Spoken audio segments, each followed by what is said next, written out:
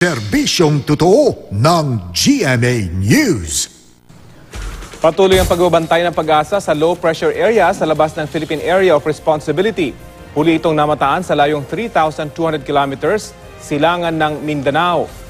Ayon sa Pag-asa, wala pa itong epekto sa bansa sa ngayon. Pero posible pa itong lumakas at maging isang ganap na bagyo. Posible itong pumasok ng PAR sa Biyernes o sa Sabado. Sa ngayon, tail end ng cold front ang magpapaulan sa silangang bahagi ng Mindanao. Patuloy namang umiiral ang lumakas na hanging amihan sa natitirang bahagi ng bansa. Sa rainfall forecast ng Metro Weather, may localized thunderstorm sa Mindanao lalo na sa Zamboanga Peninsula, Northern Mindanao, Soc-Sargen, Surigao Provinces at Davao Region ngayon pong araw. Sa Visayas naman, uulanin ang Aklan, Capiz, Negros Oriental at Eastern Section.